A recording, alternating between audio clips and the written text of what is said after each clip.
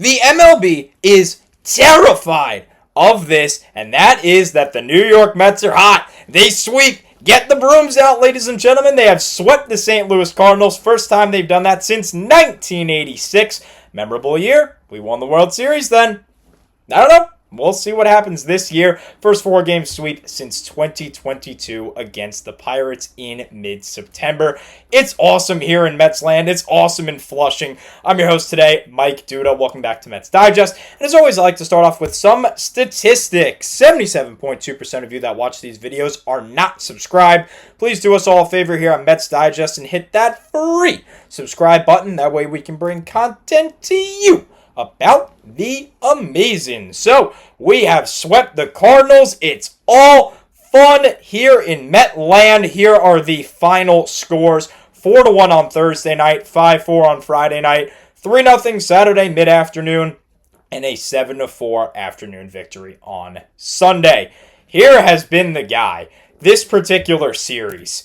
Francisco Lindor, ladies and gentlemen. I talked about the smart base running in my last video.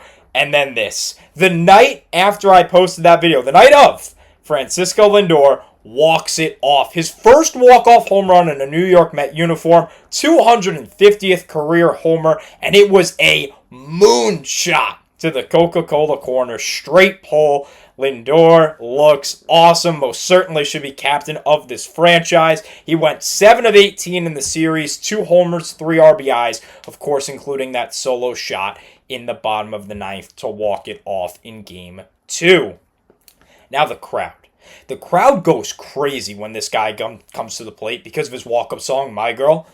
And let's talk about this crowd. This crowd averaged 39,640 fans. Now keep in mind, the capacity of Citi Field is 41,922. They almost sold out on average. Game 1 was a Thursday night, not even a Friday night, 38,246. Awesome. Friday night, Mets are rolling in their black uniforms. Let's go 39,627 for the attendance. Game 3 was a nationally televised game on Fox, and Citi Field drew 42,339 fans. Over capacity for Game 3 at 4 o'clock on a Saturday, the day before Easter, and in the midst of Passover. I actually believe that night was the most religious Passover night. And still, 42,000 people showed up to the game. Awesome. And we rounded out on Sunday with 38,347. This crowd has been great. It is booming here in Flushing. And here is a guy that has looked good. Juan Soto. He had a RBI base hit in Game 2, and I really think that woke him up. He really appreciates this crowd, and since Game 2, 3, and 4 of this series, he was 5 of 10 with a double, 5 RBIs, 2 base hits, and 3 of those RBIs came on Sunday. Just 1 strikeout as well. You see what he said here about the fans and how appreciative he is of them. It's a great feeling when you have the fan base supporting you when you're doing bad. When you're doing good, it's just great.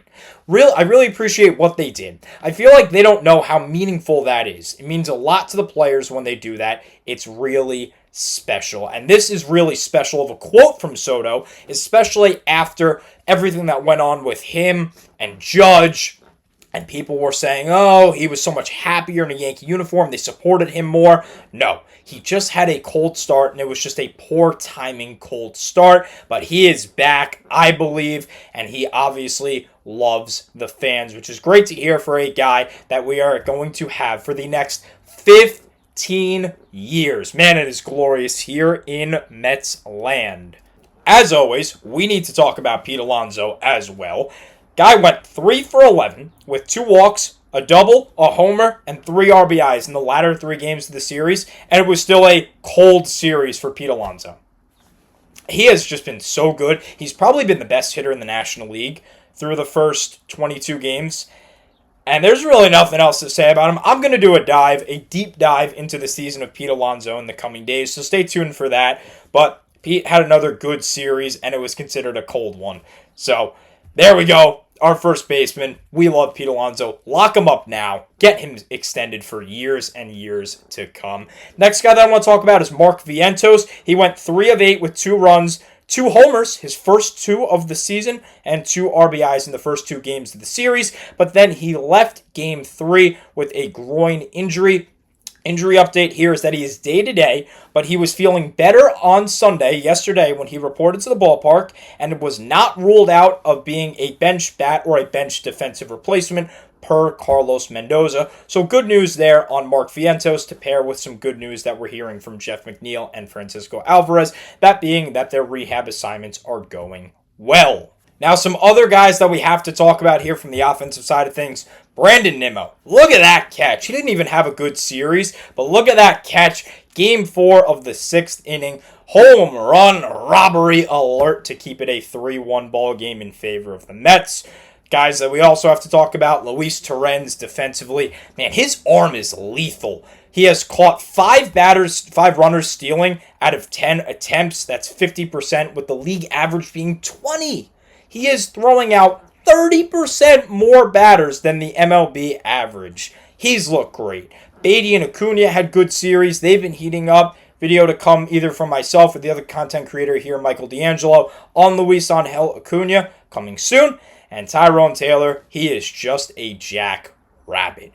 Now, I've talked about the pitching, the offense enough. I need to talk about the pitching, and here we go. You see here, this is the best picture that I could get of the 2025 Met rotation. Obviously, Manaea, Montas, and Blackburn are all on the injured list, but Senga, Peterson, Holmes, and Canning have all looked great, particularly in their last start. McGill did not start against the Cardinals. First thing that we need to talk about for this series against St. Louis is the overall numbers from their team. 5.2 runs per game, a 280 batting average, and a 783 OPS is what the Cardinals came into play with through their first 18 games. First 3 games of this series against the Mets, 1.7 runs per game, a 149 team average, and a 444 OPS. Met pitching was lethal for the first 3 games of the series. And you go back to the final scores, they were the worst on Sunday by giving up 4 runs. Really?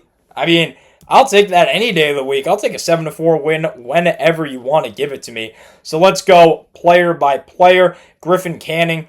I talked about this in my most recent video. He was pushed back because of an illness. He clearly was not sick. 6 innings pitched, 3 hits, 1 earned run, 2 walks, 8 Ks for Canning. First Met pitcher to throw over 100 pitches this season as well, which is great because the Mets can now start using him a little bit more, a little bit longer in games to save the bullpen. We go on to game 2. David Peterson took the mound. He wasn't even as good as he normally is, but look at the stats. They're not even that bad. 5 1/3 innings pitched, 7 hits, 3 earned runs, 9 Ks for the left-hander. He looked good, and that was a game that was really back and forth. Friday Night Lights, and of course, my man, Francisco Lindor, comes up in the clutch. Now we go on to game 3. It's Kodai Senga day, and the Ghost Fork was working. 5 2/3, 3 hits, no runs, 2 walks, and 4 Ks. 89 pitches as well, which is fantastic for Senga because of how injury-prone he was last year and his 2 massive injuries that kept him on the IL for a while. Final game, Clay Holmes. He wasn't walking batters. It was great. That way he was able to throw 91 pitches and went 6 innings. Let's go, Clay Holmes. 6 innings, 4 hits, 1 earned run, 2 walks, 6 Ks on, again, 91 pitches for Holmes. He looked great. And then this bullpen. This bullpen wasn't even that good because they gave up 3 runs in the game on Sunday, but still 13 innings pitched, only 4 earned runs for a 2.73 ERA on the series. They currently have the 3rd best bullpen ERA in professional baseball at a 2.21. We go back to the starting pitching, the pitching overall. Mets still have the best ERA in the bigs, 2.35, and their 2.42 starting pitcher ERA also tops Major League Baseball. A wonderful, wonderful weekend for the New York Mets. Again, get those brooms out. We swept. And as always, I like to wrap up these videos by going over some comments. Rick here says, the Mets are a very good defensive team. Pitchers reap the benefits. I agree. The Mets have had some really good defense. I mean, I just showed this earlier. I mean, that kind of shows it. But I think the pitching needs to get more of a positive look on it. The pitching has just been lethal. I know their defense helps them out, but the pitching has been so lethal. It has been incredible. So props to the pitching. Defense has been great as well. And the offense really woke up this series as well. Peter, Francisco Lindor is headed for the Hall of Fame. He better be headed for the Mets captain. He better be the next captain to precede David Wright. Again, speaking of left side infielders, David Wright, third baseman. Why not give it to the shortstop, Francisco Lindor?